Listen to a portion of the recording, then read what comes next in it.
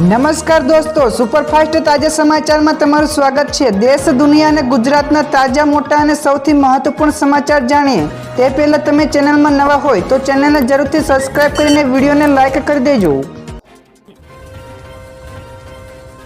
સૌથી પહેલા દોસ્તો આપણે વાત કરીએ તો ખેડૂતો માટે પાણીદાર નિર્ણય। ધરતીપુત્રો માટે 31 માર્ચ 2024 સુધી નર્મદા કમાન્ડમાં સિંચાઈ માટે પાણી ચાલુ રાખવામાં આવશે।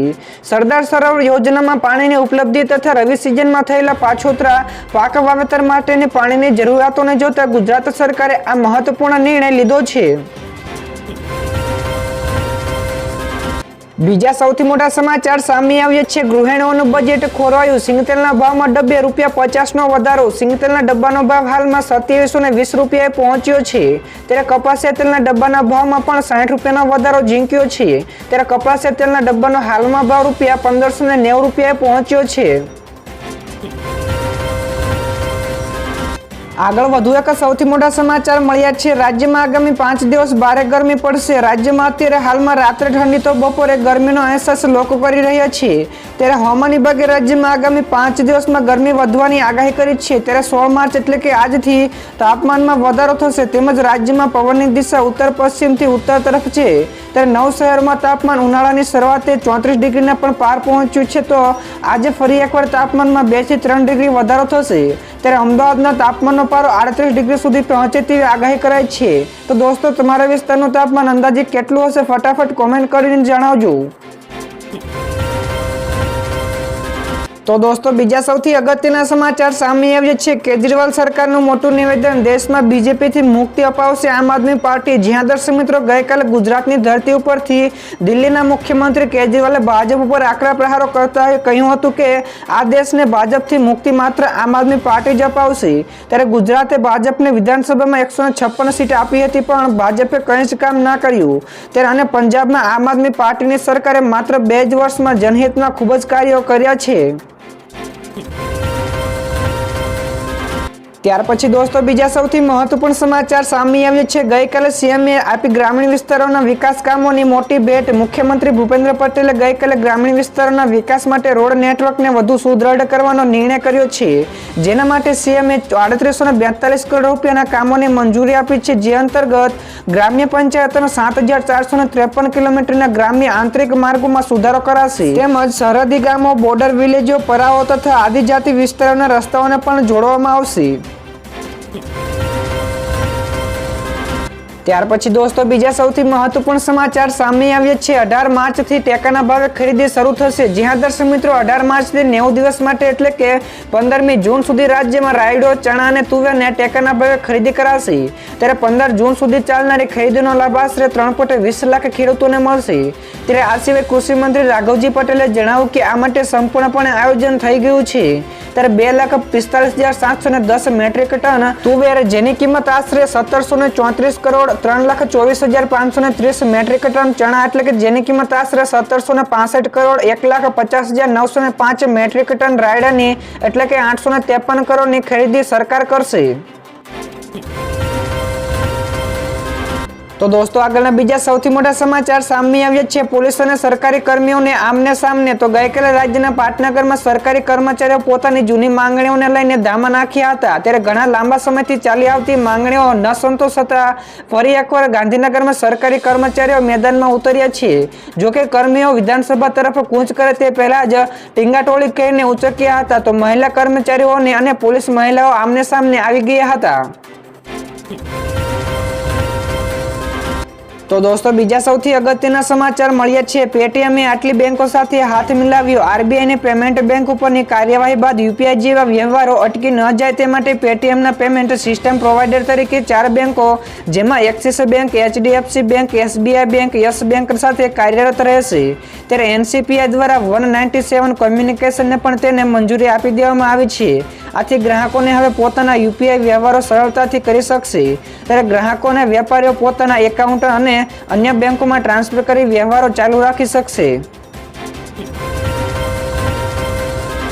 તો દોસ્તો આગળના બીજા સૌથી મોટા સમાચાર મળ્યા છે. અમિત શાહે ચૂંટણીના પ્રચારનો કર્યો પ્રારંભ. કેન્દ્રીય ગૃહમંત્રી અમિત શાહે ગઈકાલે અમદાવાદથી લોકસભાની ચૂંટણીના પ્રચારનો પ્રારંભ કરતા જણાવ્યું કે ભાજપ એકમાત્ર એવી પાર્ટી છે જેને રસ્તા ઉપર પોસ્ટર અને પડદા લગાવનારને દેશના ગૃહપ્રધાન બનાવીએ છીએ તો ચા વેચનાર એક છોકરાને દેશના વડાપ્રધાન પણ બનાવવાની તક આપી છે.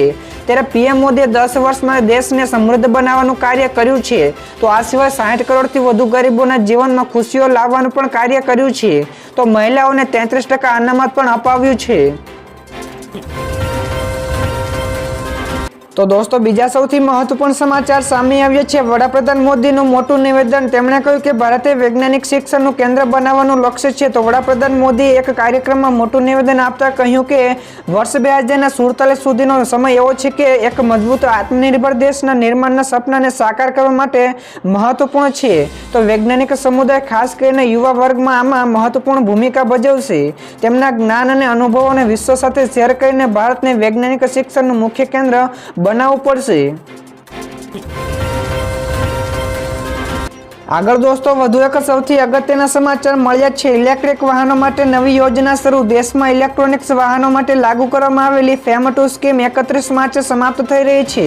ત્યારે હવે તેને બદલવા માટે કેન્દ્રએ નવી યોજના EMPS શરૂ કરી છે. ત્યારે આ અંતર્ગત ઇલેક્ટ્રિક વાહનોની ખરીદીને પ્રોત્સાહન આપવામાં આવશે.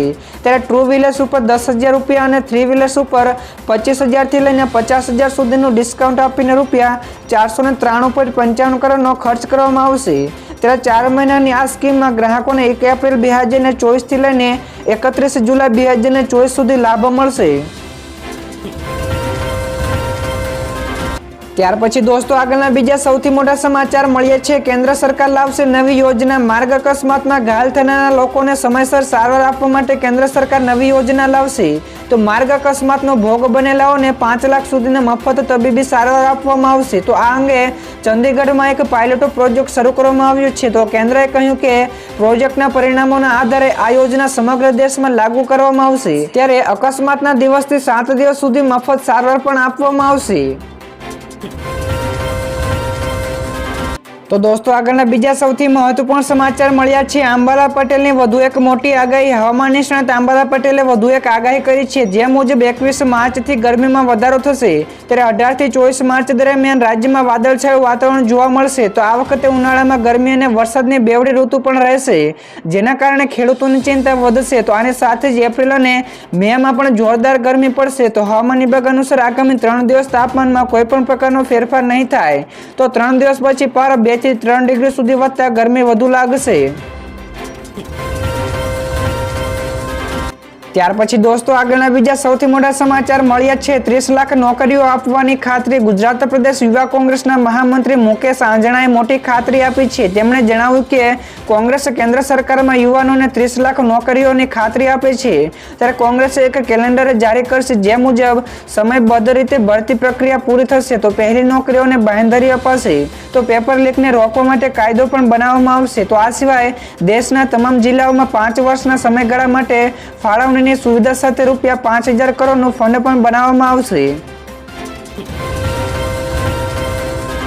ત્યાર પછી ફટાફટ દોસ્તો આગળના બીજા સૌથી મહત્વપૂર્ણ સમાચાર મળી રહ્યા છે. કેન્દ્રીય મંત્રી હરદીપસિંહ પુરીનું મોટું નિવેદન. તેમણે કહ્યું કે પેટ્રોલ અને ડીઝલ સસ્તા થયા. દેશભરમાં પેટ્રોલ અને ડીઝલ સસ્તું થયું છે. ત્યારે પેટ્રોલ અને ડીઝલમાં 2 રૂપિયા સસ્તું કરવામાં આવ્યું છે. ત્યારે આજે સવારે 6 વાગ્યાથી લઈને નવી કિંમતો લાગુ કરવામાં આવશે. ત્યારે કેન્દ્રીય મંત્રી હરદીપસિંહ પુરીએ તેમના ટ્વિટર એકાઉન્ટ ઉપર આ માહિતી આપી છે. ત્યારબાદના દોસ્તો આગળના બીજા મોટા સમાચાર સામે આવ્યા છે. અમદાવાદની આ હોસ્પિટલને 45 લાખનો દંડ ફટકારાયો. અમદાવાદની સ્ટર્લિંગ હોસ્પિટલને દર્દી પાસેથી આયુષ્યમાન કાર્ડ હોવા છતાં પણ ઓપરેશનના 9 લાખ રૂપિયા લીધા હતા. તો હોસ્પિટલમાં દર્દીના કોઈ સગા પાસે ફોર્મ ઉપર સહી લેવાઈ હતી. ત્યારે પછી ઓપરેશન પણ કરાયું હતું. તો દર્દીએ અમદાવાદના આરોગ્ય અધિકારીને ફરિયાદ કરી હતી. ત્યારે અધિકારીઓ હોસ્પિટલને 45 લાખનો દંડ ફટકાર્યો છે. ત્યારે આયુષ્યમાન યોજનામાં ઓછી આવક ધરાવતા અને મધ્યમ વર્ગના લોકોને 5 લાખ સુધીની મફત સારવાર મળે છે. તો દોસ્તો આ સિવાયના બીજા સમાચાર શેર માર્કેટ વિશે પણ સામે આવ્યા છે. તો ગઈકાલે શેર બજાર લાલ નિશાન સાથે બંધ રહ્યું હતું. તો શેર બજારના કારોબારીના છેલ્લા દિવસે એટલે કે ગઈકાલે શુક્રવારે ઘટાડા સાથે બંધ થયું. તો ગઈકાલે BSE સેન્સેક્સમાં 453 પોઈન્ટ ઘટીને 72,643 અંક ઉપર બંધ રહ્યું, જ્યારે NSEના નિફ્ટીના સૂચકાંકમાં પણ 150 પોઈન્ટ ઘટીને 21,996 અંક ઉપર બંધ રહ્યો હતો. તો બેંક નિફ્ટીમાં પણ ગઈકાલે 195 પોઈન્ટનો ઘટાડો નોંધાયો હતો.